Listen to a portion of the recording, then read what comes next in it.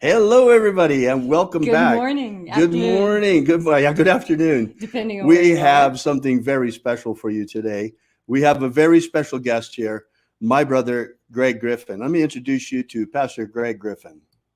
Hey, Greg. Hi, Greg. He's still muted. You need to get your microphone, Greg. We don't hear you. You're muted. Your microphone is turned off. Let's see if I can unmute it. I got it. There we go. Okay, we're I good. got it. I was able to control it from here. Sorry, folks. We've got new controls here. This is a bit of a new arrangement we got. So let me see if we can't maybe get where we've got a little bit more room. There we go. There. So we're not so squished on here. There we go. That's much better. Mm-hmm. So, Greg, welcome. Welcome to our show. And we'd like to introduce you to our audience. This is my brother, Gregory Griffin. And I'll let you take it from there, Greg. Okay. Good afternoon, everybody. Or maybe good morning, good evening, depending on where you're at in the world. My name is Greg, and I'm an addict. And what does that mean? Whenever you're a drug addict and you're in recovery, you'll always be an addict. I only have a reprieve for this 24-hour period. I was taking a walk probably 6 months ago with a lady friend of mine that I just met. And she asked me, she says, Greg, she goes, why do you say you're in recovery? She says, you've been, you haven't used drugs in however many, years it was since I've used drugs. Why do you say you're in recovery? And so I kind of paused and thought for a moment and just tried to wrap my brain around it a little bit. Mm-hmm. And so I told her, I said, this is why. I said, because one is too many and 1,000 is never enough. Wow. So, yeah. So where do you want me to start? Where do you want me to start? You want me to start? Well, that's an amazing start at the beginning because so many people feel like it's a once and done thing. And if they don't do it once and done, then they're just doomed forever. Haven't you run into that? Yeah.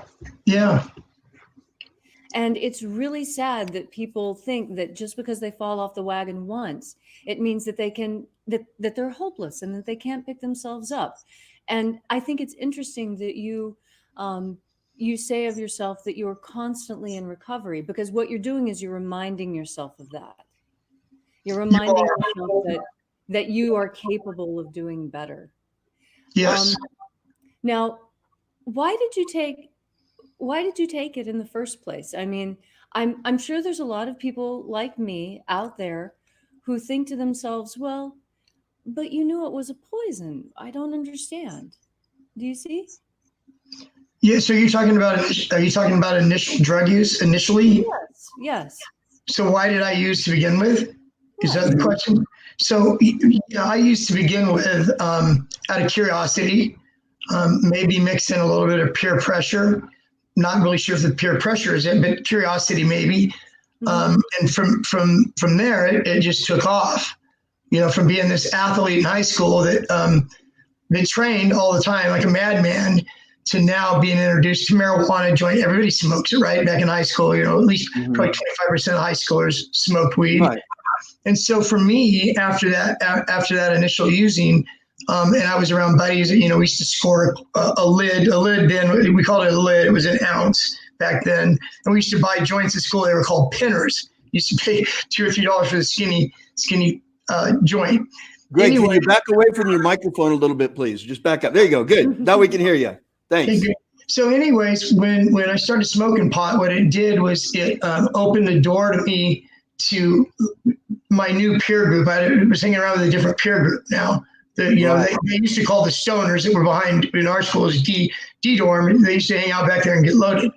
So anyways, through that, it opened the door to me getting trying methamphetamine mix. We had these things called cross tops, little white pills, had a little cross on the top. Mm-hmm. And I remember the first time I did those cross tops, it felt like it felt like electricity was coming out of my hair. It's like really, really, I really liked the way that it felt. So anyways, that progressed down the road to just various drugs and stuff. Right. There, and with that, there became legal issues where I started getting in trouble. Where I started getting in trouble for using. I didn't have money to go get go cop dope. I would go to the next door neighbors and break into his house, and I'd take his tool set and bring it down to wherever I could bring it down to, and I would sell it so I could get money to use. And so I didn't have really too many boundaries around that. If I was able to do it, I did it. You know, it was very, you know, looking back on it today, something I feel very, very bad about doing. I actually had a chance to make amends actually to the next door neighbor. When I ran into him while I was running, after he moved away, I was able to make some amends with him. Oh, wonderful. So yeah. So anyways, as I said, the ante went up the more and more trouble that I got into. Right. I don't know how far into, you know, my legal history you want me to go. But anyways, it ended up, you know, starting out with county jail for 6 months. And then from there, it was a year in county jail.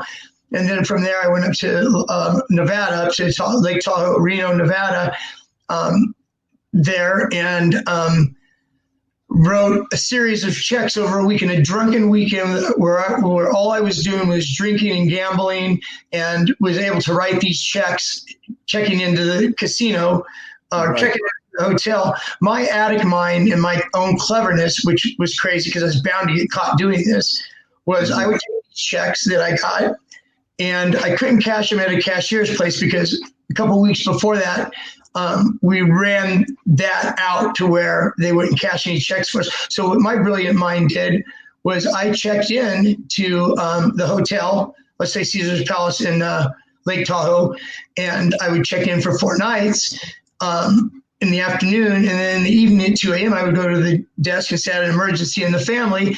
And so what they had to do is they had to give me back 3 nights of a suite that I was staying in at $200 a night. They had to give me back $600 cash because they treated it like cash. So anyways, that ran out. I ended up going to county jail. Security guards surrounded me and all. I had 2 fake IDs. I had one of not my brother David, my other brother Mike. I had his ID and somebody else's ID. Oh my goodness. And so when security caught up with me and they found these IDs on me, they said, well, you're not this. Who's this guy? Has your last name? So it's my brother. And who's this other guy?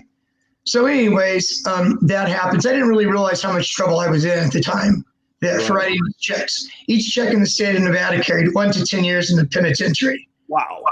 I plead bargain to 1 check. So writing the check at the hotel, 1 check is what I plead guilty to. And they give me 5 years in the state prison for that. Wow. So yeah, that was pretty. It was. You would think that it would have gotten my attention. You would have thought that. Right. And so as it was, I was in prison, I think for 2 years, and my brother David, who is now interviewing me with his lovely wife Leslie, my brother David came to me and he said, you need to go to a drug treatment program, Greg. I'm willing to put up, $3,000, whatever it was, David. I don't know what it was. I still owe it to you this day, even though that you swore it off and said we're even at whatever point in time. Maybe, we'll see. Anyways. Doesn't matter, Greg. It doesn't matter. So anyways, I went to a drug program. David paid my entry fee. Stayed there 6 months, left prematurely again. They thought I had a foundation underneath me. It was only a matter of time until I started using again because I had nothing in place. I had nowhere to go, no new friends to hang out with. So I went back to my old ways again. And so anyways, I violated my parole, which was in California, and I was instructed to go back to Nevada. This is 1989. So I went back to Nevada. And I was supposed to go report to the parole department, but I didn't. So I stayed there, started drinking and using again, went to Las Vegas from there. And that's when I was introduced to heroin in 1991 in Las Vegas, Nevada. So coming from this guy that was smoking weed back in, what would it have been, 1977, which people say, there's gateway drugs that lead to stuff. So for me, it was either pot. No, it was either cigarettes, alcohol, and pot. Yes, that's what. Sorry about that. So, anyways, for me, it was marijuana that led to that actually set off the chain of events where it slowly and gradually it ended up me trying heroin. Didn't get strung out right away. I kind of liked the way it felt, except it made me itchy. And before I know it, I was hanging out with a buddy of mine that was an addict, and before I knew it, I had a heroin habit. Wow. So, yeah, and it was. It was when I work at a drug and alcohol program now, and I see clients there and talk to them, and they were heroin addicts, right? And so, they didn't have any motivation for treatment or anything. I says, if you put in half the energy into your recovery right now as you did into your addiction, you're going to be okay. Because being a heroin addict was hard work. It was hard work. Really? I had to have money every single night. I had to have money before I went to bed. So I had enough to get my morning wake up, which I used to call getting well. I would describe it as getting well, so I'm not dope sick anymore. And so then when that happened in the morning, whenever we caught dope and we got well, then that's when the wheels started turning again, and where me and my buddy had to decide, what are we going to do today to hustle up the money, to fix again. And so that was an ongoing pattern. So, besides 91 to 97, besides getting locked up, got caught for paraphernalia, I ended up going to county jail for 30 days. And another time I had an open container, so I went to jail for 14 days. So that's a grand total of 44 days. So 44 days. From 1991 to 1997, there was 44 days during that period that I didn't use heroin, that I didn't shoot up. I shot up every day, several times a day. And so my brother David here, that's back then, he used to do tours. He speaks 7 languages. Anyways, so he used to check on me because as part of his tour group, one of the stops was Las Vegas. And so whenever he was in Las Vegas, whenever he's in Las Vegas, he try to check in on me. And it's funny. Here's a little bit of a story about Las Vegas and David. One time I was in the Golden Nugget. That's where David used to stay, the Golden Nugget. And so I went to meet him, and it was early in the morning. It was like 5 in the morning or something like that, 6 in the morning. And so we were in the casino. And we were talking about something. And all of a sudden, security swooped on us. And so security asked me what I was doing, going to kick me out. And then David said, what are you going to do, kick me out too? I stay here. And so anyways, they said, well, if this is your brother, you shouldn't be hanging out with him because he's not welcome in this casino and he's not welcome in any of the other casinos around here. So, so that was very interesting. So anyways, just fast forward away from my heroin habit and how difficult it was and how tough it was, as you could tell, fixing every single day for 6 years straight. Minus 44 days was hard. So what ended up happening with me was I had pain in my chest one day, and me being a heroin addict, I'm not going to go anywhere. I wouldn't even go to the hospital because I thought I was going to be dope sick there, not knowing that they would give me methadone or whatever they're going to give me, or whatever it was they were going to give me to keep me from being dope sick. Anyway, so I ended up in the hospital. I had this pain in my chest. I thought it was my heart. I didn't know. And so it wasn't my heart. I had to end up calling an ambulance for myself, went to the hospital to find out that my left lung was totally full of fluid, infectious fluid. And so they admitted me to the hospital, obviously, tried to drain my lung. I was in the hospital for 2 months before they ended up going into my lung one last time to see what was going on. I had to have surgery. Then they had to go in my lung and scrape it out, all this just nasty stuff. So anyways, if I didn't have any family or anywhere to go, I would have ended up dying. At the time of my discharge from the hospital, I would have ended up dying because I would have just left the hospital like I did at county jails. And first thing I do when I get out is I fix. How crazy is that? Right. So what ended up happening is my brother David first, anyways, I didn't know this behind the scenes of me being. I was in the hospital under Yancy Johansson. Yancy was my.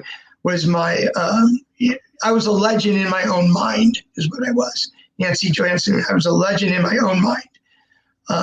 So, anyways, the hospital social worker was in constant contact with my mom, daily contact with my mom. Behind the scenes, I had no idea that this was going on. And so mom would ask the doctor, should we come? Should we come? Because I was like on the brink of dying. And so the doctor said, well, not yet.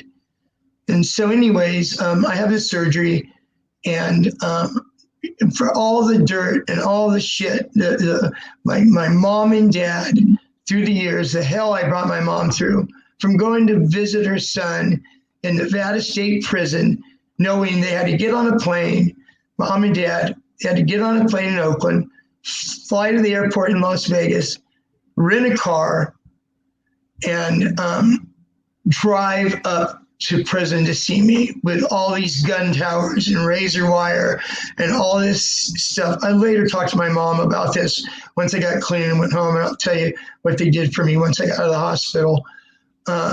It must have been horrible, to see your son in that position. But, I put myself there. So anyways, fast forward to the hospital in 1997. So what ends up happening is when I was going to be discharged, I was going to be discharged to go home to my parents, my mom and my dad. That's why I was going into my mom and all the shit I brought her through. And she's taking this heroin addict back in. Wrap your mind around this. When I got discharged from the hospital in 1997, I weighed 124 pounds. Yep. I'm 6 foot. And I'm 6 foot. Yep. So the plan was to go back home to my parents, who basically I brought through hell and back. I brought them through hell and back. So anyways, mom bought a plane ticket one way back home. And little did I know that they were said that the hospital was to shuttle me from the hospital to the airport. Once I got to the airport, there's my brother David. I had no idea that my brother David was waiting for me there to make sure I got on the damn plane instead of trying to get that ticket and hawk it so I can go get some more dope, right? That's correct. 8 days after being released out of the hospital. So anyways, they actually had to wait a few days before they put me on a plane because of the pneumonia that I had in the surgery and the pressure, I guess, from the plane. So anyways, I was sent home to, is this what we're doing? We had mentioned before that you guys were going to interview me. So yes, we are. Go ahead. You're doing great, Greg. We're all absolutely riveted by your story. I don't have to. Well, I kind of feel like me. Just a little fast forward, a little information for the people out there that might be watching. Hopefully, people are watching this, because the end result of this is. There are, Greg. There are a lot of people watching this right now. We are right now. The end result to all this right here is that there's hope. Okay, I'm going to go chronologically go through what happened from my Vegas years. I call them my Vegas years. I call them my Yancey years, Yancey, Y-A-N-C-Y. The way I got that handle of Yancey was when I first got to Las Vegas, before I started shooting dope, I just drank a little bit. I was 29 years old, drank a little bit and stuff. Before I got started on heroin, I played poker every single day. And so I was called Yancey because there was a riverboat gambler called Yancy Johansson. That's where I got the name. Oh. So anyways, it's funny because my brother David, when he's seen me after I've come home to get rehabilitated and stuff after Vegas, my brother would bring up the name Yancey. Well, Yancey's gone now. Yancey, you put Yancey to bed when you left Las Vegas. My screen just changed. Is that right? My screen just changed. Yeah, that's right, Greg. We just made you big. Say it again. Made me big? We just made you bigger. You made me bigger. Okay. I like bigger, I guess. It depends, I guess. So anyways, I got on the airplane, and is it supposed to be like this right here? Me being bigger? Yeah, that's correct. I'll take care of it. Just trust it, Greg. Okay. All right. So anyways, I fly home to California.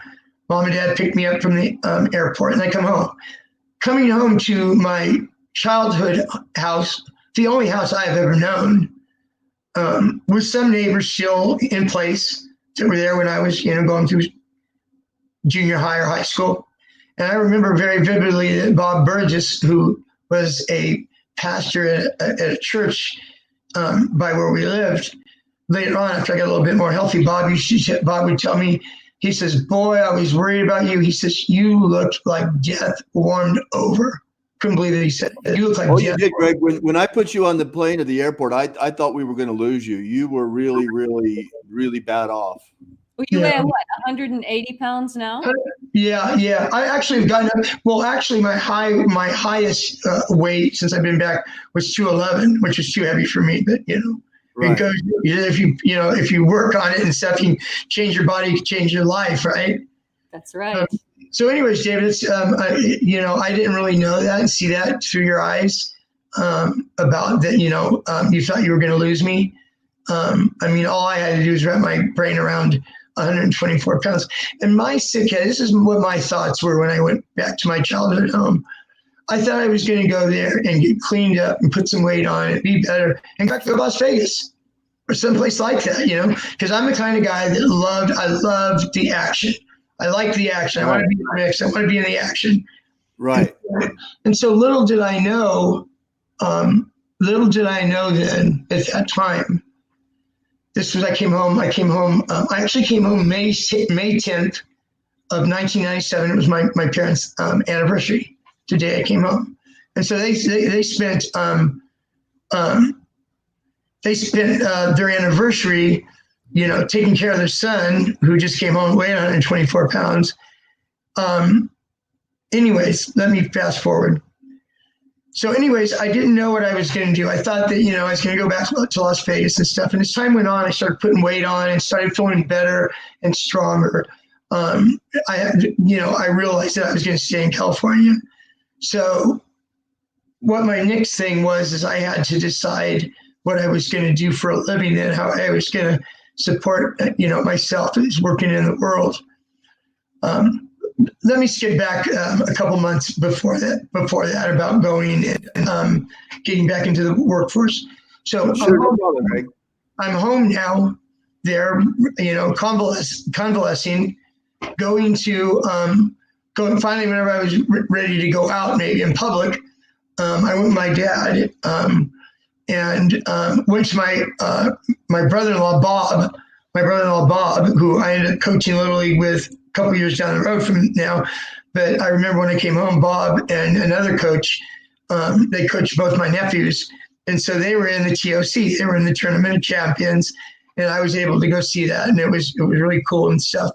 And so, anyways, around that time, probably, 3 months after I was back, my mom received in the mail, or my mom and dad, what came in the mail was a postcard type flyer. And on it said, "Celebrate Recovery." It's some church that was in the area, November 4th, Celebrate Recovery, and it said groups, small groups, this group, all that. So anyways, it just sat there. My mom, it was on the coffee table in the back room where we watched TV at. So anyways, time went on. I still remember the date vividly in my head. It was November 4th, 1997. And so when we were about a week away from that date, I told my mom, I said, I see that you put this thing here. And I said, there's a reason it's not in the recycle, and there's a reason that it wasn't thrown aside this stupid, crazy idea that I was going to get clean and go back to Las Vegas or stuff like that. Drug addiction is a very, very selfish, just to maybe draw closer to God. And, I needed that. I needed some type of something to sustain me and to be able to, something I can believe in, outside of myself, or outside this stupid, crazy idea that I was going to get clean and go back to Las Vegas or stuff like that.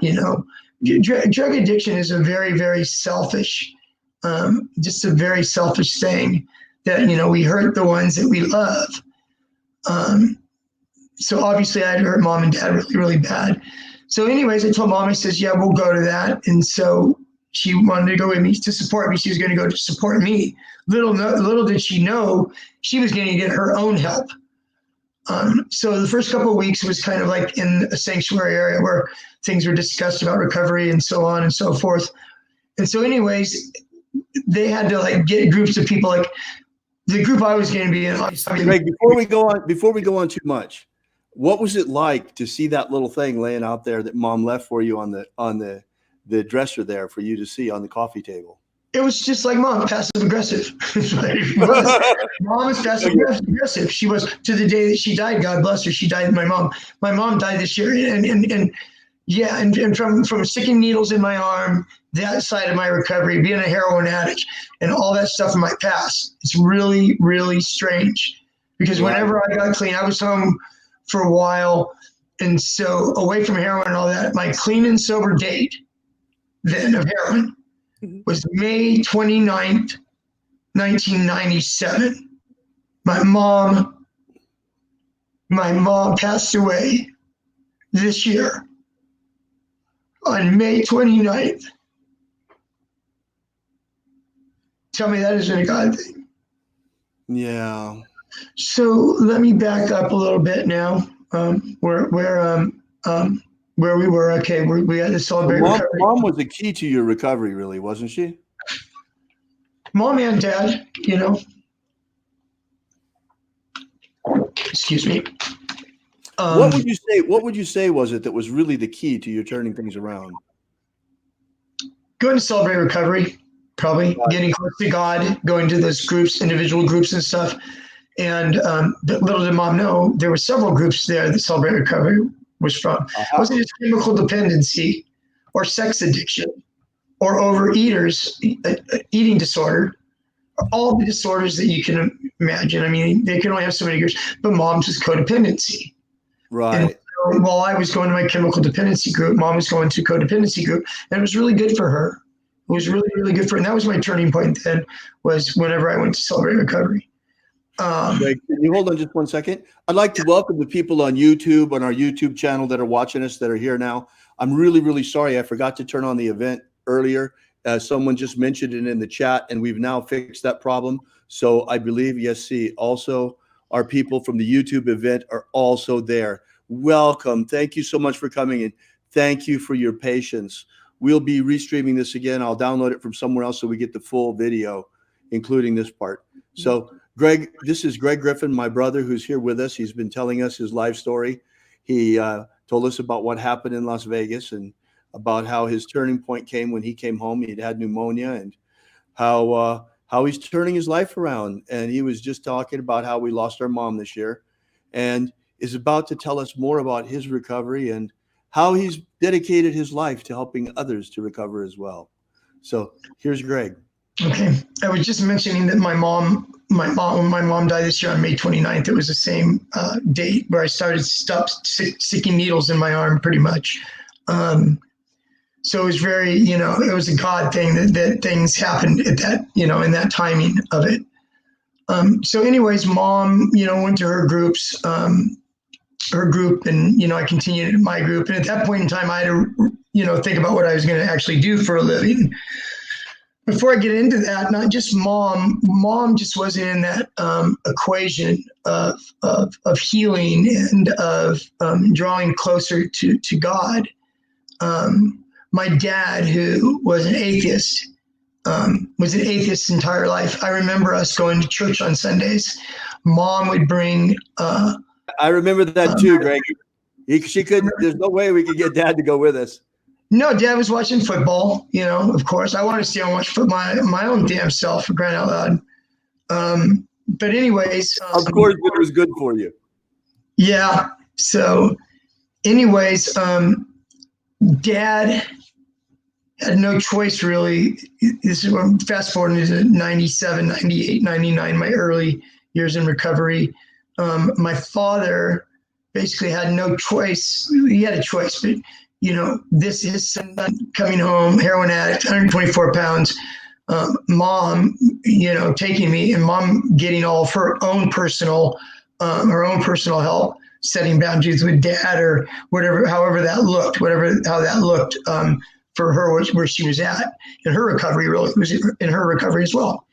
Got my dad's attention, and my dad started going to church, and started going to church on a regular basis. He became really good friends with some people he met at church. And I remember seeing my dad.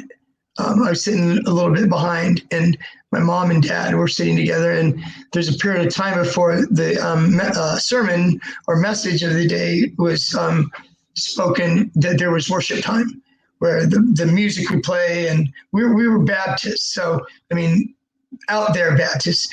And so hands in the air, eyes to the heavens, in worship. And here's my father standing there, arms and hands extended up in the air towards God. And it was just amazing. It was amazing to see that. Celebrating your recovery, Greg. Yes, and moms too. Right. Right. So anyways, about that time, we're talking about what happened in my life. I had to decide what I wanted to do for a living. I had to nix my plan of going back to Vegas and hustling and shooting dope again. Go figure. I mean, how crazy of a thought is that, to go back to that? So anyways, I had to decide what I wanted to do with my life. And so from going to those groups, I really connected with the man, the man, John Nielsen is his name. And he's the one that spearheaded Celebrate Recovery, and pretty much turned him to my spiritual sponsor. Kind of took me in and put me under his wing, and just kind of walked beside me, And I remember vividly one of the things that he told me about things. He says, Greg, it's not that difficult. He says, you've got to change playgrounds and playmates. And that really resonated for me, because to this very day, I work as a substance abuse counselor now. I work in a different, have a little bit of a different function than I've had. Been there for 21 years. But anyways, I mean, the clients going through there that desire to be clean and sober and lead a clean and sober life, basically that in whatever form or fashion that changing playgrounds and playmates has, it's like one of the number one things for somebody to get some clean time. You can't go back to the old neighborhood where the people are doing the same things, and you can't hang out with the friends. Take all those phone numbers, delete all those phone numbers on your cell phone. Why do you? Yeah, they're worthless. Exactly. What for? What for? Yep.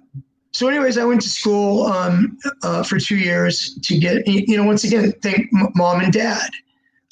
They paid my way to school, for me to be able to get a career and move forward in life, and which I'm really, really grateful for now. And so right now I'm at the point where I'm fast forwarding. I'm almost to the point where I'm going to maybe be done with my story here in a second. And you can take it from there, David and Leslie. But anyways, David and Leslie were at our house last. Trying to think. I want to interrupt you for just a second to read you a few of the comments that are coming in, Greg. Okay. Violet Voyager says, my little brother passed and I just get very wide-eyed then. So in a way, his passing and a little divine intervention was a turning point. Hi, Greg. Zeldin Garriga wants to know, was the recovery group based on the 12-step group? Thomas says, let's see. What's up, amigos? Elmar says, I'm also in recovery, clean from heroin and crack for over 20 years. And Synthetic Future says, he's speaking of things many of us have gone through, rich, emotional, and valuable experiences, charismatic backgrounds, JW, etc. are common in this path. Me too. Mom and dads are so wonderful. I was always abstinent for alcohol, drugs, and to a certain amount. Also for sex. I get psychopharmaca for free a lot. So when I was diagnosed with schizophrenia. So Greg, there are a lot of people that are here right now and that are hanging on your every word, and they're finding hope in your message. What would you say to them, those that are here today and that are feeling hopeless right now? There is someone right now, for sure, out there who's using and feeling hopeless and is here looking for a way out. What do you have to say to him today, Greg? Well, today at this very moment, looking for some comfort, or looking for some place he can be to where he doesn't put himself in a position to drink or use today. this is mixed in with the question about the 12-step programs. This is a mixture of that. The thing about 12-step programs is they're out there. They're every day. They're several times a day. I know just from AA and NA, they have pamphlets and flyers, or you can get on the phone actually and call Narcotics Anonymous hotline or Alcoholics Anonymous hotline, and they can tell you where a meeting's at. When is the next meeting in your area? If you got to drive 30 miles, you got to drive 30 miles. How many times have you drove 30 or 40 or 60, 100 miles to go get dope, Right. So, my suggestion for the time being would be find a 12-step meeting and go. You just don't drink or use, or if you did use a little bit, you can't share. You can't share anything if you're under the influence. But you can go there, you can raise your hand, you can say, I'm an addict or I'm an alcoholic and I'm struggling and I need support. I don't know what to do. And I guarantee you, somebody's going to come up to you after the meeting and talk to you. Right. I think as a daily reprieve, that's what I would suggest. I'm going to share some of the end, a little handout to take with you, kind of thing, at the end of this webinar, and it basically is five challenges of early recovery. You'll see it at the end, and it has some really good information on that too, as far as being lonely and kind of being in your own thing. Wonderful, Greg. What was you said? There was another question. Was it the 12-step? What was the question about 12-step? Well, is it easy to make friends and change who you're hanging out with? Because, people, you want to change who you're around. That's a really important thing that you mentioned to us. So these people who are in recovery, they're different. They're not like your old addict friends. They're new. They're different. They have this willpower to succeed and to do better, and they are doing better. And you all support each other, right? Absolutely. And this is the thing I talk to clients today where I work. I do kind of like the exercise program at a drug program. There's two of them, long-term, short-term program.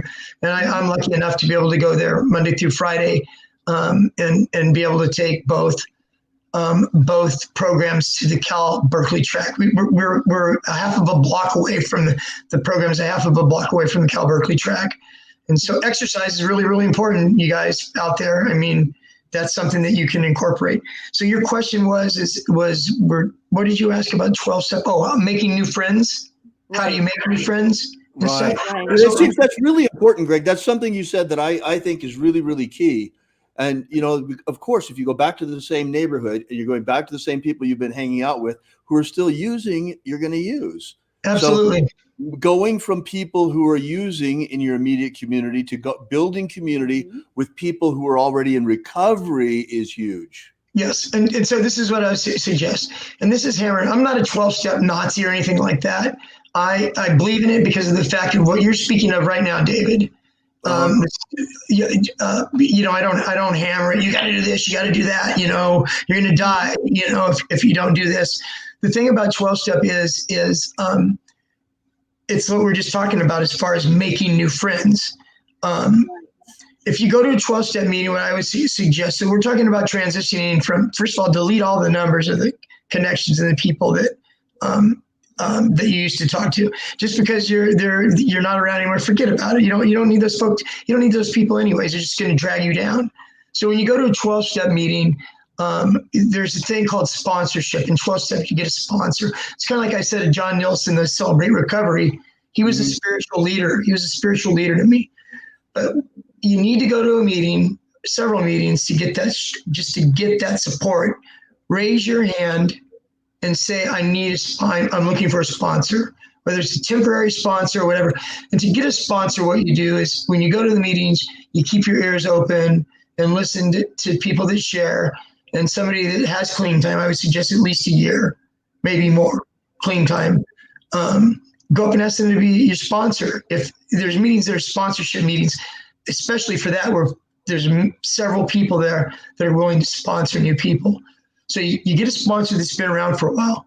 What happens is this: the sponsor will introduce you around to all of his friends, from, Right. in the 12-step community. Get a sponsor that knows a lot of people. You can tell by other people coming up to him and talking to him, and casually you see all these people are attracted to him or whatever. He's been around. You know what, you feel it, you see it, right? Right. So right. Get a sponsor, and that's where it begins. He introduces you around. There's so much stuff that is involved in 12-step. Clean and sober dances, clean and sober softball leagues, clean and sober campouts, clean and sober river rafting. All right. So it's community building. Community building, and it's very normal. If there's an 8 o'clock meeting at night, AA lasts an hour, NA lasts an hour and a half. It's very common that after a meeting, a group of people go to the local coffee shop or wherever afterwards to fellowship. Right. And all of a sudden you see this construction worker over here that's been in the union for 25 years, that's got 5 years clean. You see this, you start talking to these people, you start picking their brain. You start finding out, what was it like for you? How did you stay clean your first month? What did you do to stay clean? Right. Asking people, and that is the beginning of building a foundation of friends. Ones that actually really care and give you. The other people don't give a shit about you. Right. Right.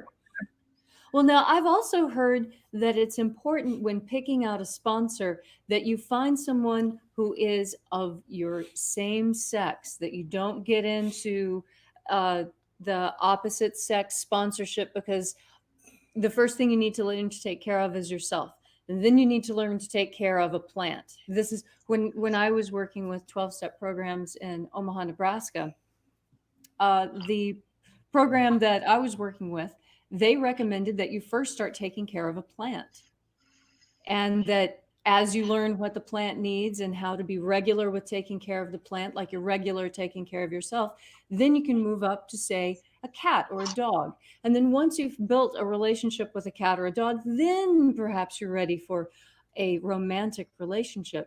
But I actually have seen problems coming up when someone in recovery finds someone who is absolutely gorgeous of the other sex, who is also in recovery. Yes, I want that to be my sponsor. I've seen that train wreck before, and I really caution people against it. It can be beautiful. It can be beautiful. I didn't get to see that part of it. Yeah, it's for obvious reasons. We don't want the male, female, or that, for obvious reasons. Also, I mean, in 12-step, they have meetings that are stag. You can look for stag meetings, which are men only meetings where you can go to be able to talk about stuff that, right. And if you accidentally walk into a stag meeting or a doe meeting, they're very kind. They'll let you stay, but you're not allowed to say anything. There's so many good 12-step programs out there. When I was in Omaha, Nebraska, there was a meeting every 3 hours, 7 days a week somewhere. Right. Yeah. They have them all over the place, everywhere.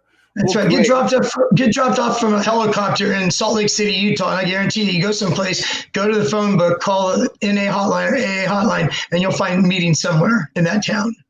Almost any town around that, there's meetings. It's amazing how far it's grown.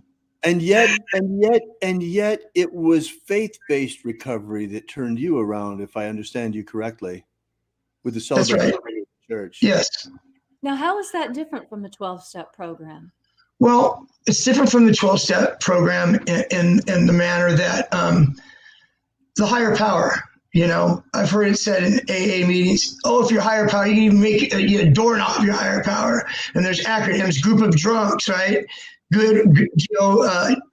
Got good orderly direction. There's these acronyms for the God thing. So yeah, I mean, Jesus Christ, the Holy Spirit is the higher power. And so that's what's hard. That's what's, some people get stuck on the God stuff because it's all over the place. Realizing we were,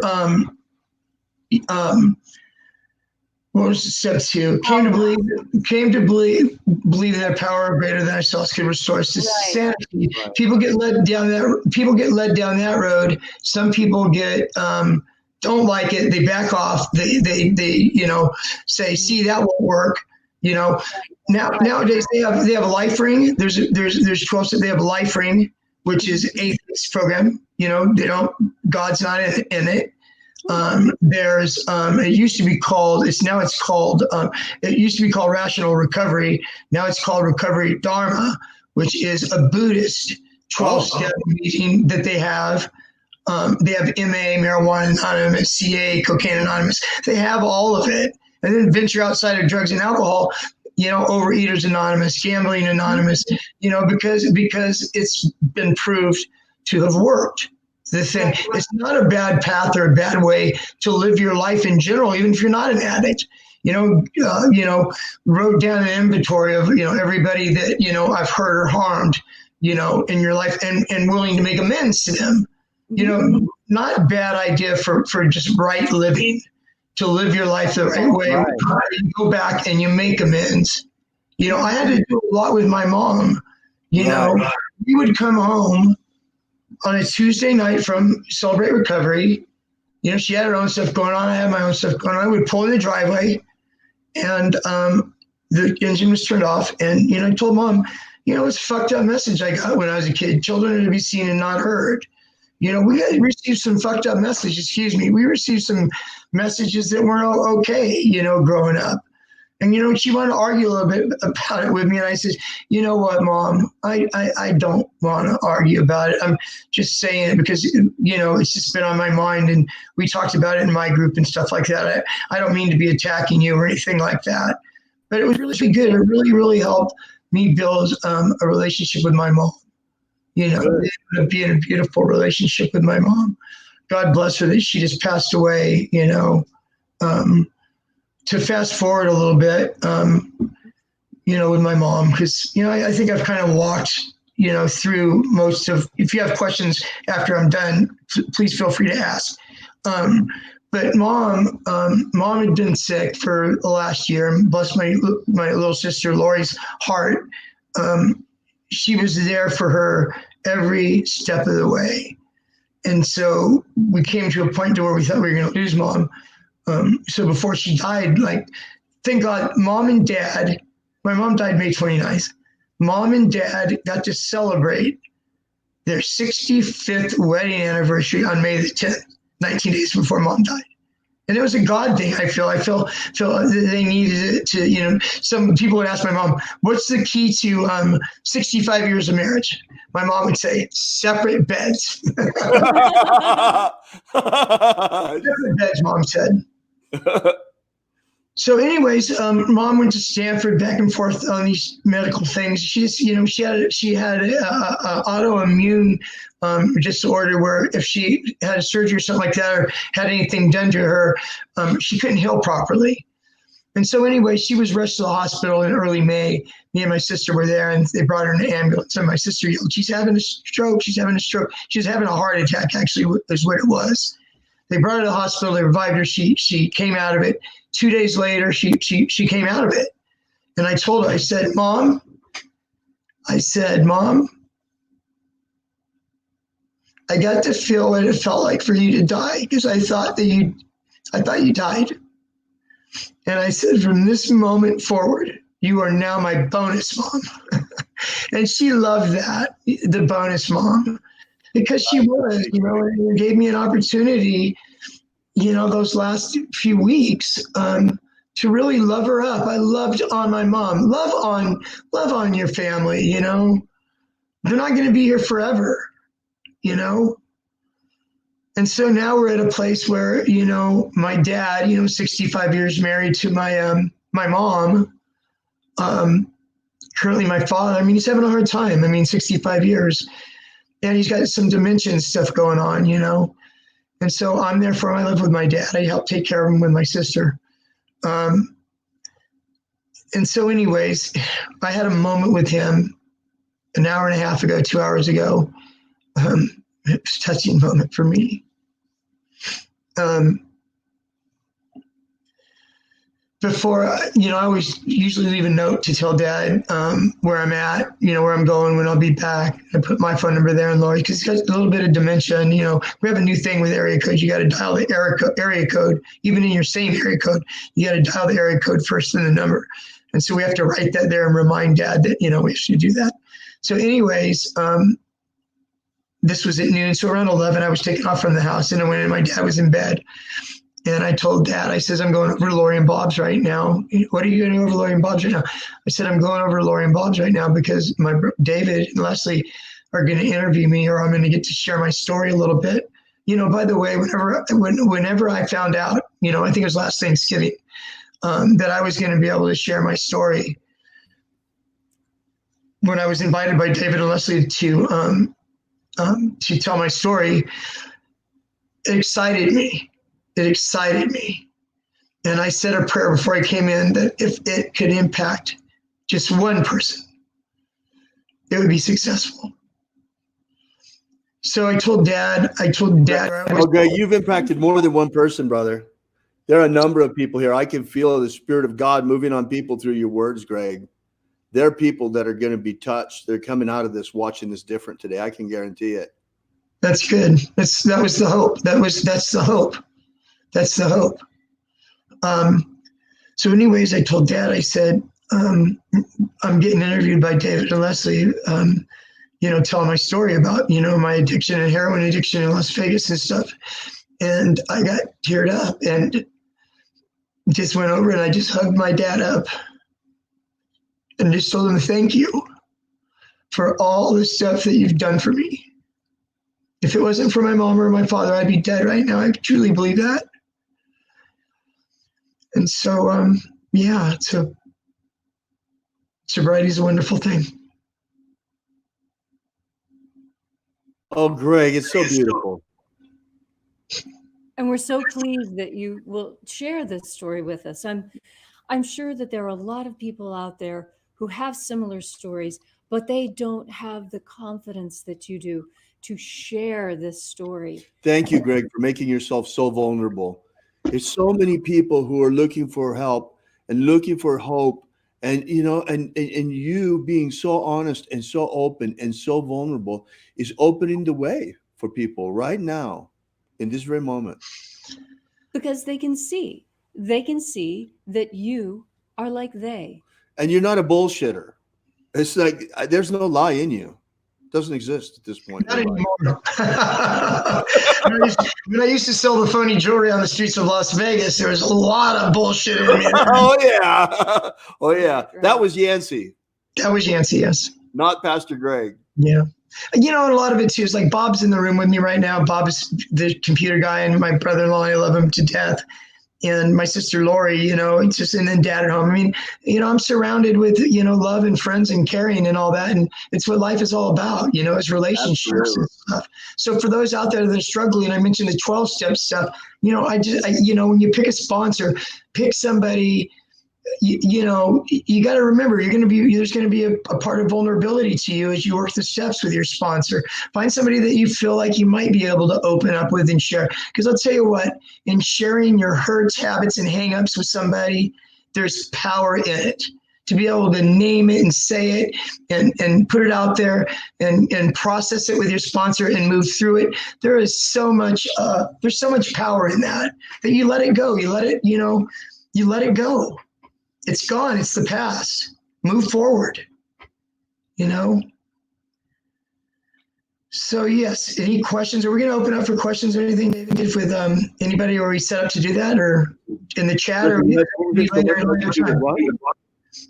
going to be able to open up with anybody to share? Yeah, we will in just a second, Greg. Okay. What else? All right, do you got? I'm going to take a look here and see if we've got. If we have, all we can do is read their comments. If you have questions, be sure and post them in the comments. Okay. Yeah, in this platform, we can't have them join in with us so easily. Maybe next month. Maybe in next month's webinar. The next time, Greg, that you want to come here with us, we're going to do this in a group setting where people can also talk to each other. Mm-hmm. Today we thought it was the best is to do this because you'll reach the largest audience. A lot of people will hear about this, and and will be moved by your message, I'm sure.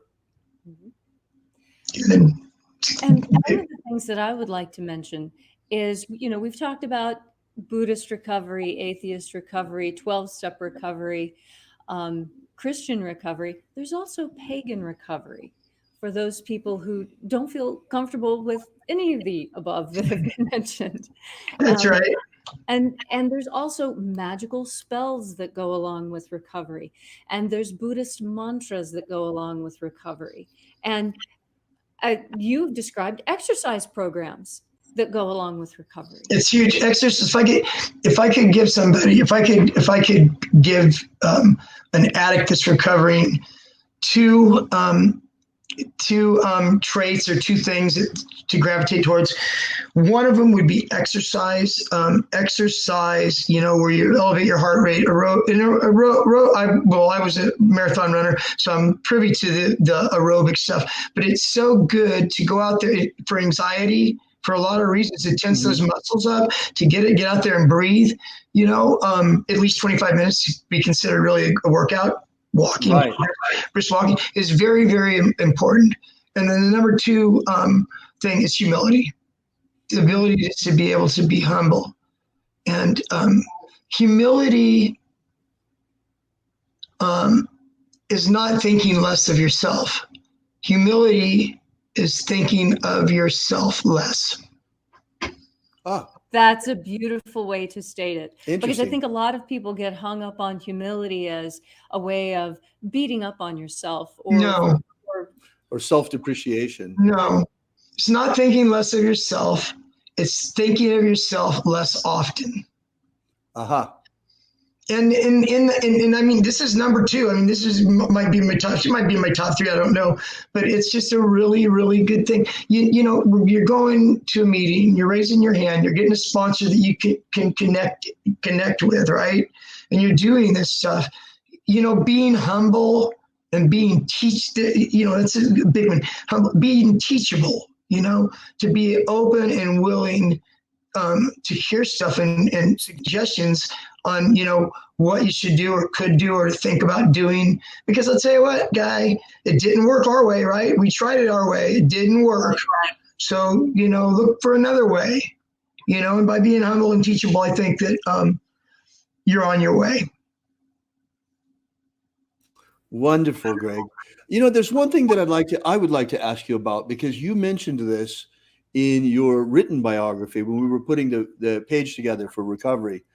And that is the role of adrenaline. Are we talking about the addiction, about getting involved in addiction? Because are you referring to part of my autobiography? Okay, well, let me just put it this way. I know you pretty well, Greg. I've known you through this whole process. And, when you were a kid, when you were in high school, you were really, really driven. You were 4-year letterman, lettered in sports, lettered in wrestling. I mean, you were really, really good at what you did. You really excelled. But you yourself talk about how for you, what was so important was the adrenaline rush of it. And that's why you liked running marathons and stuff like that. So I'm wondering what role that adrenaline and considering adrenaline might have both in falling into addiction and in recovery. I think for you, for example, I'm sorry you had to have a hip replacement as a result of having run so much, but I think running was a blessing to you. You got a lot of the adrenaline from running that you would have gotten through the addiction. Yeah, that's true. So you're referring to the transfer of me having that adrenaline in my life in the past, and when that adrenaline. So I think what you're talking about, David, is when you're bringing up sports and all that. When I used to run and wrestle and competed in sports and stuff, I was driven there as far as, to win, to win the race or to do whatever, and got used to winning. I liked what it felt like. Like to win. There was a rush behind that. There was a rush, but you win a tournament, you're on the top step of the thing, you're getting this little olive branch, whatever hell you get. There's this cool. It's cool. It's there wasn't a feeling like that at that time in my life. It's the best feeling I'd ever felt. So once I smoked that joint and graduated high school and there's no longer any sports to be, any races to be, run, I really feel like my addiction in the beginning was almost like a replacement to that adrenaline. The euphoria that I got from doing methamphetamine, the euphoria that I got by doing cocaine, all the euphoria in that was wanting to have that feeling again, and we see how far that took me, didn't work. Right. Yeah. Wonderful. Are there any more questions? Yeah, and let's see if there are any other questions. I don't see necessarily here a question, but Greg, you're going to like this. Elmar says, Greg, you are talking to my soul. I am truly moved. Thank you so much. Excuse me. That's quite touching. Wonderful. I was excited all week. I've been excited. Me and David were talking about this. We've been talking about it for a while. Leslie actually said that, she teaches or coaches people and all that. And she said that she knew that there were people out there that, that needed assistance or hope, that needed, to have hope, without hope. I mean, you're just going to keep going deeper and deeper. And it got me excited, It got me excited. So yeah, it's very cool. I'm happy to hear those. I'll read those afterwards. Is there going to be a place for me to be able to read? Is there going to be a way that I can communicate individually with some of these people? Next time, not this time, Greg. On this platform, it's not really possible. You can see the comments. They're on the side there.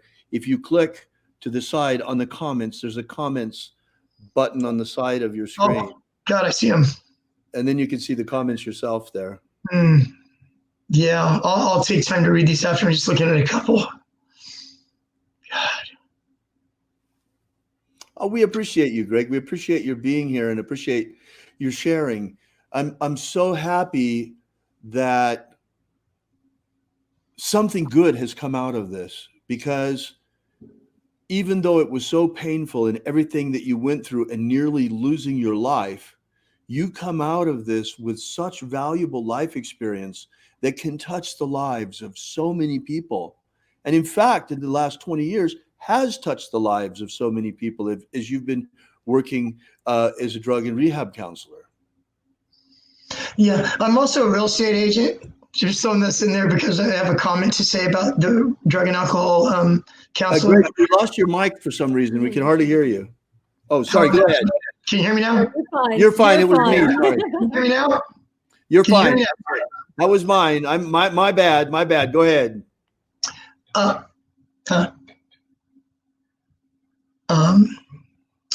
forget what I said. Whenever I talk about the drug and alcohol program that I work at, and people in my life that know me, going throughout the day, I'm going throughout my day, and they say, "Where are you going?" I said, "I get to go to Newbridge today. I get to go. It's I get to go, not that I have to go. I get to go, because it's special, in my heart that I get to be able to go and do this and interact with the clients and talk to the clients and instill that hope and stuff, because they are me. They are me. Right. And I see that, somebody was leaving the program the other day, and I asked one of the clients, I said, who does he know? I mean, who's he close with? He's close with this person. He's close with that person. And I says, get them together and we'll go and we'll talk to this guy, right? So they go and they talk to the guy and they tell him the reasons. Well, you got a daughter that's, 8 years old. You go out there and you relapse. You got these crimes hanging over your head. If you leave here prematurely, you're going to go to jail, right? And so they do what they can do to be able to get this person to stay, right? Whether it works or not. I tell my clients that rallied up to talk to him. Afterwards, I said, not only is it important that you're talking to your peer and trying to encourage him to stay, you are talking to yourself as well. You are reinforcing your own recovery by saying the things that you're saying to him. Mm-hmm. Right. That's right. You know, we talk about that pretty frequently, David and I, that when you really get down to it, if this is all God, all of it is created, and it is all one. I'm you, you're me, we're both David, we're all just reflections of each other. But you make that operative. You actually bring that type of very high minded, philosophical, ethereal idea, and you bring it down to earth in such a way that it makes it a viable way to become whole again. It's really impressive, Greg. Thank you. Wonderful. We so appreciate your being here. So, Greg, what's it been like over the past 20 years working with people in recovery? Well, it's cool because, you know, it gives you purpose in life. And I think purpose is important, you know. Yeah, and I mean, it kind of reinforces, you know, what I share with them, you know. One of the programs that I work at, I work at two different models. One is a medical model. And the other one is an old TC is what it is. It's therapeutic community. They've been around a lot in the 70s and 80s. They're fading out right now. But anyways, it's behavior modification. It's what it is. So the two programs are totally different, you know. Right. And so yeah. So it's good. So I mean, when I was working with that model, it was important, especially in the therapeutic community. Role modeling is very, very important in a therapeutic community. Right. So you know, you don't want to do what I say. You know, it's more do as I do. So the way that you dress, you know, the way that you interact, you know, you do it in a way that you're role modeling for them, in a way that if they're able to do this on a daily basis, they'll end up hopefully living their life that way. They're required, after being there 30 days, they're required to come on the floor. They have to wear a tie, and they have to have their pants iron increase every day. We're talking about, this is a guy that's been shooting heroin for 25 years. This is an old prankster motorcycle guy that's been, you know, doing methamphetamine for 50 years. And we're trying to teach him, you know, forget rehabilitation. We're trying to habilitate him. He's never been habilitated. So Right. we need to really, you know, model that and show that. You know, we had to bring a guy. I brought this guy about 3 years ago. I had to bring him to Walmart and Target to get some clothes. He had been incarcerated for over 30 years. Can you imagine that? Wow. 30 years. So he's lost cell phones. You kidding me? A cell phone. He could not believe that you could take pictures. He was taking pictures everywhere. You have a camera on these cell phones. It was incredible. But he had to be brought there and kind of showed what the styles are, what to wear, because he's been locked up all that time. It's really sad. Right. It is sad. That's terrible. Especially with chemical dependencies, people that are locked up. At one point in time, I don't know how long ago, maybe 5 years ago, 6 years ago, that 80% of the people that are incarcerated dealing with some type of addiction or, drug use, either selling it or using it and committing crimes while using it. It's really, really sad. It's terribly sad. And Greg, what about the opioid problem with the Oxycontin and all of the problems that we're having nationwide? And fentanyl. What about these huge things? They're almost like a plague right now. Yeah, well, Oxycontin came out in the late 90s and and was rampant for a while. It was a drug that was almost equal to being on heroin. Gives you the same effect. Wow. Anyways, there was a pharmacy. It was called Purdue Pharma because they were sued down the road. Originally, they said that this is less addicting than whatever, right? Compared to what, right? Right. So, anyways, they developed a thing that's called PMP. It's the pharmacy. It was a way of monitoring pharmacies and how much OxyContin prescriptions there were, to kind of have some kind of watch dog. And so they were able to go back. Purdue Pharma got sued. They had to pay all that stuff off. And now, like you said, it was back then it was OxyContin, and now it has graduated to heroin-laced fentanyl. And there's a lot of it on the streets right now. Wow. The heroin-laced fentanyl, and I have seen people from in the program that I'm at, way more deaths in the last 2 years than I had seen. Actually, I have some. Bobby, you got that for me? This right here, I brought a little special effect. Can you see it? Yes. This Can you hold it a little bit closer? Yeah. Let me just make you full size. Oh, his camera froze. Whoa. This is a Narcan kit, okay? And what Narcan is paramedics use it in emergency Your rooms. camera froze for a minute. Can you hold it up again, please? You see it? Is that good? Yeah, it's good. Thank you, Greg. So now what's happening is anybody that gets a prescription of opioids, Vicodin, OxyContin, methadone, fentanyl, whatever they get at the pharmacy, they have got a new thing where they give you a prescription for this, and you've got to fill this prescription to have this kit. With the program I work at now, upon discharge, whether you leave treatment against staff advice or whether you successfully complete treatment, for all opioid users, they are sent away with a Narcan kit in hopes of whether you use it on yourself or somebody, you have it on you, and if somebody that you know is OD, it actually has a little, just so people kind of get a little bit of a thing. And look at everybody. If you're an opiate user, or you know somebody that's an opiate user around you, there's always relapse. There's always overdose potential, and this is simple. Can you see this? Yes. Yes, we can see it. This is nasal, okay, which is easier than larynge. They have Narcan in this little nasal spray. There's somebody around you overdoses.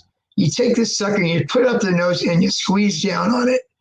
And it takes you out of that.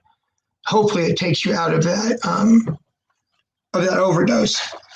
So the good thing is the streets, besides heroin-laced fentanyl or fentanyl. Oh my God, that they have to do that now. Oh my goodness. Well, so I mean, heroin-laced fentanyl or fentanyl-laced heroin, you mean? Heroin-laced with fentanyl. Oh, wow. Heroin is laced with fentanyl. And that's how all these people are ODing nowadays, because they don't know what they're getting. So what's happening now is it's like methamphetamine. All this. You got these backdoor chemists out there that aren't chemists, cooking up this concoction with the right ingredients and stuff to make fentanyl. And what they're doing with that is they're lacing heroin with it now to make the heroin supposedly more potent, But what they're doing is people are dying. Right. And so people that are cooking this, mind you, fentanyl is 80 times stronger than morphine. So that is strong. So you can imagine you're going to trust this backdoor chemist making this fentanyl stuff that they're going to lace the heroin with to, stick this in your arm. And that's what's happening. That's what's happening there. It's crazy. It's crazy how it's happening. You look around. Sad, very sad. Yeah, look around the streets. Go to San Francisco, go to Oakland. This is my area that I live in. And you have all these homeless encampments and stuff and all these people that are strung out. That's why these Narcan kits are so important. Whether it's for them or somebody else, and whether if you lose it, they're out there. The more of them out there, the more lives can possibly be saved. Right. It's not a solution, but at least it's something out there that will help. Wow. Yeah. Wow, that's amazing, Greg. Yeah, wow. it's crazy. I'm really sorry to hear that that's what's going on. It's really, right. There's so many. I don't know. What do you think? I mean, of these homeless encampments, what's the percentage of people that are addicted there that have some sort of substance abuse issues? Over 50%. I would probably say 75 to 80%, but I don't know for sure. I don't have any statistics or anything on, but way over 50%, I would guess. I mean, what are you going to do? You're living in what are you going to do? Especially alcoholism too. I mean, drinking, a 40, getting up in the morning, drinking a 40 ounce, you call them 40s, 40 ounce, beer, whatever the case may be. There's some form of addiction involved in that. Mm-hmm. Right. Well, let me see, Greg. I'm going to check the chat here. Let's see if we got any questions for you. Yeah, Elmer says here in Thunder Bay, we have the worst opioid problem per capita in Canada. May God bless you, prayer.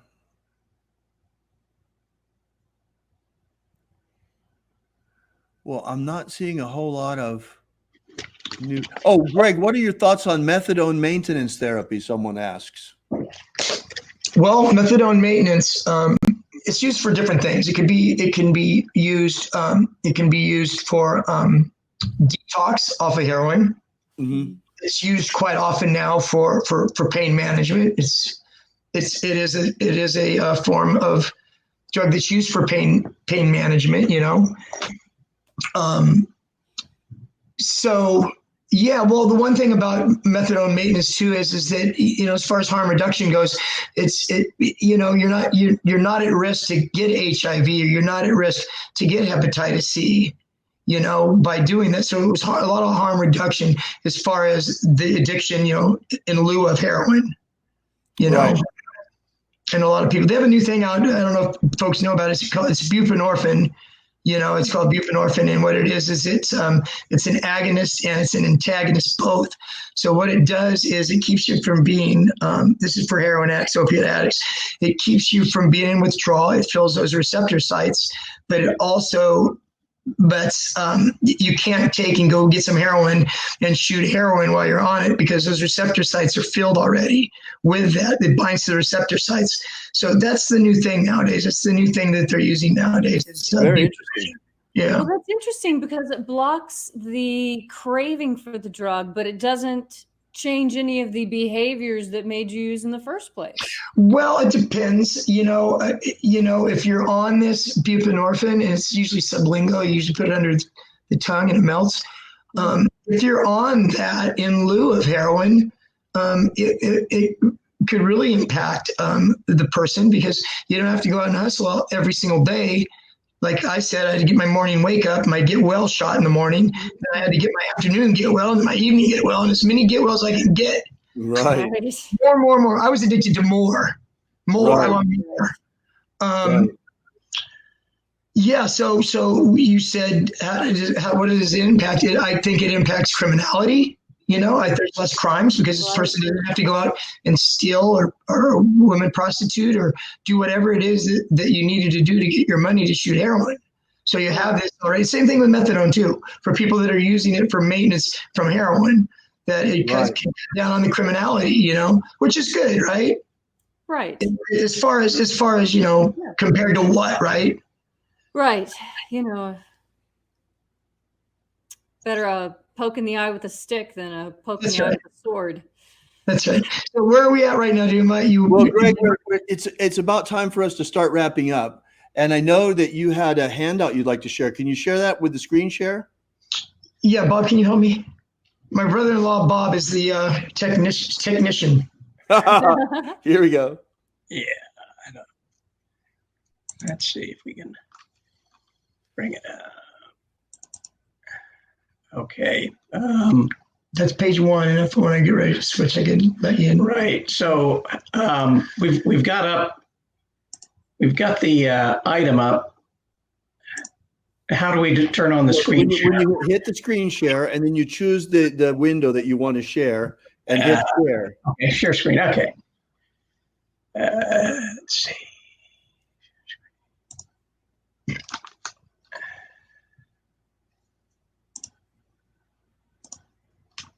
Okay. Got it. There we go. Yes. There it is. We got it. Hang on just a minute. There we go. Perfect. There we go. There's 2 pages to this, and there's 5, as you can actually see. 5. I thought this would be good just to kind of leave you with, and we'll make it, David. We're going to have it downloadable. So after this is over later on, you can print it out if you'd like. If you know somebody that you think might like it, you can print it out and share it with them. And so what it is so 5 common. I wanted to give you something to walk away with. That's could It will be up tomorrow at alphaomega.church/download. It's not there yet, but it will be up there by tomorrow. alphaomega.church/download. Okay, so 5 common challenges in early recovery. Yeah, I'm not up on the screen. Is it okay? Am I up somewhere or no? Well, you're here, Greg. You're on the We side. see you. You're on the side. Okay. So these are things that are challenges for anybody in early recovery and anybody now that's thinking about, wanting to be in recovery and cut loose. So let me read briefly.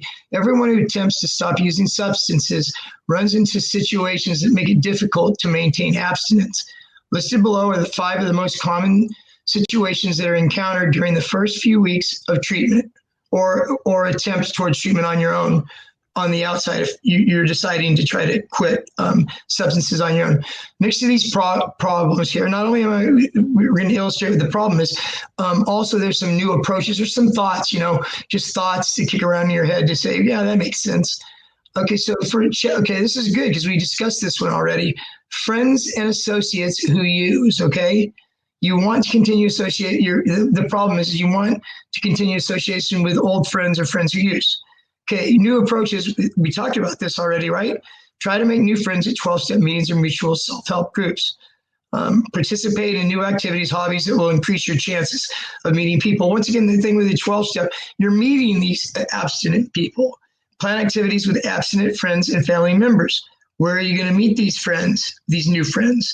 12-step meetings. Okay, then there's anger, irritability. So it talks about a little bit about that. 3 is substances in the home. It's very normal. I do an intensive outpatient group, which is they're not in a residential setting. They come, 4 nights a week for 3 hours in groups and stuff. And it's not uncommon to have a gal in the group that has a husband that whether he drinks alcoholically or not, he drinks nevertheless. And so it's hard to have somebody going back to a home that has beer or wine in the refrigerator or hard liquor around. It's tough. So what are the approaches? Get rid of all drugs and alcohol. Go figure, right? Ask others from using and drinking at home, which is true. If you have a partner that drinks or uses at home, and you're in treatment yourself, have a conversation with your loved one. Let them know that it's too hard on you. It's too much of a struggle to have that around. Can you go to page 2, Bob? Use your down arrow. Right here. Yeah. Okay. And the last 2 are boredom and loneliness. A lot of people feel this way. It's like when you're using, like when I was using, there was a lot of stuff that went on in my life other than using the drug. There was all the excitement of getting over and doing this and doing that it became boring. Life became boring and you're lonely. So stop substance use often means that activities that you did for fun and the people with whom you did them with must be avoided. It's a tough one, right? Put new activities in your schedule. Go back to the activities you enjoyed before your addiction took over. And number 3, go figure, develop new friends at 12-step or mutual help meetings. Okay, and then the last one, number 5, I run across this all the time. We just went past Christmas and New Year's. And I remember when I first came home in 1998, 1999, and 2000, on New Year's Eve, I made sure my butt was in bed, ready to sleep at 10 o'clock in the evening. Because Good idea. That was my new approach, right? My new approach was to go to bed. Because New Year's Eve for the most part is a party holiday. Okay, parties, dinners, business meetings, holidays without substance use can be difficult. Okay, so what do? Have a plan for answering questions about not using. I always recommend, a seltzer water or a 7-Up, and having something in your hand even, you know what I mean? That you have that oral. Right, water, Martinelli, something to say cheers with. Right. That's right. And you know what? In the world today, if somebody doesn't drink and they're drinking a Perrier or a Crystal Geyser or whatever, that's, some people that's looked at favorably sometimes, but you don't drink. Start your own abstinence celebrations and traditions, you know? Right. Have your own transportation to and from events, okay? And leave if you get uncomfortable or start feeling deprived.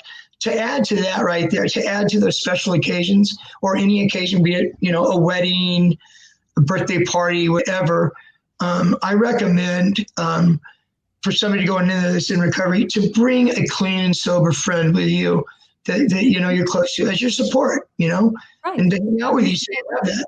Or develop a plan, like I said earlier. Know going in that if this happens and this happens, I'm just going to leave. You know, I give myself permission to leave. Right. So Right. put together a plan. That's a big one right there, number 5, special occasions. Right. Yes, it is. Right. It's huge. It really is.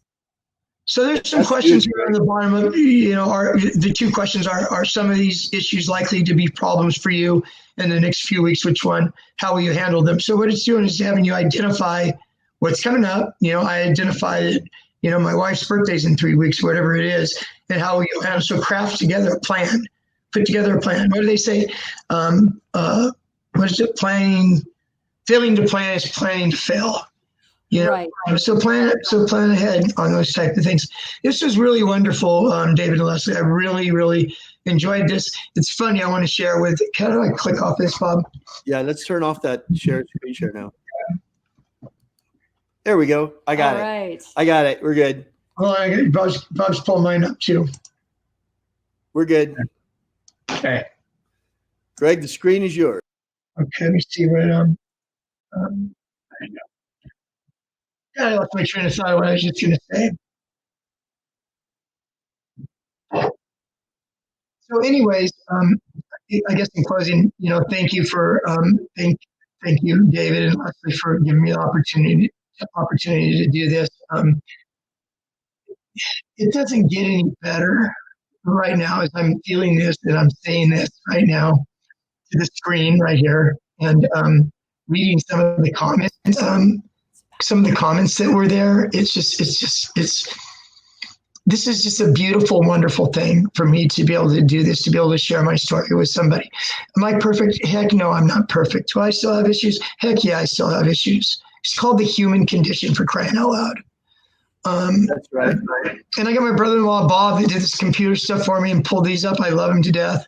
He's been so supportive through all this with my dad, you know, taking care of my dad.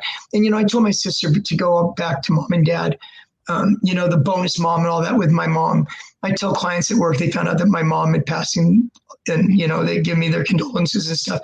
And I said, you know what? I said, after all the stuff that I've done in my life and lived, me and my sister were there every step of the way with my mom.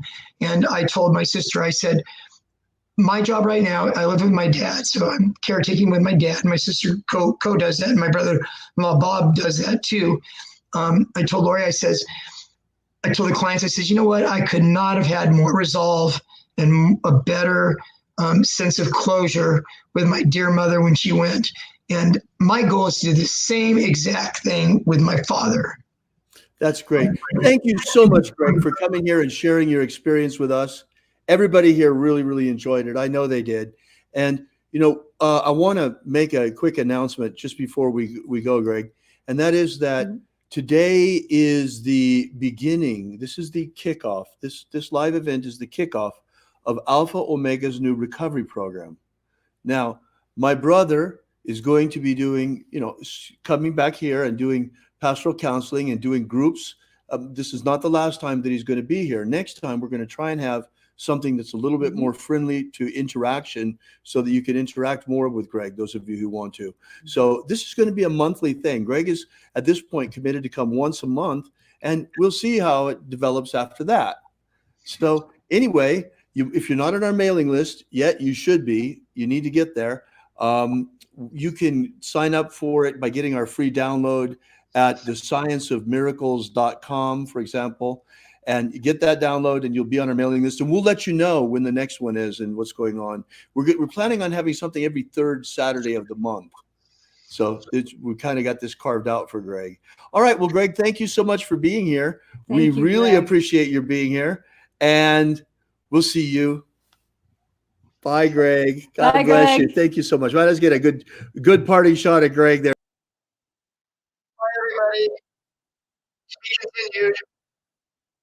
All right. And to everybody else, remember, what is it? Have faith and expect a miracle.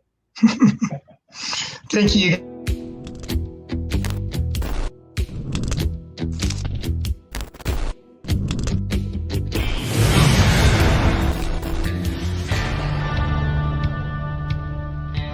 Alpha. Omega.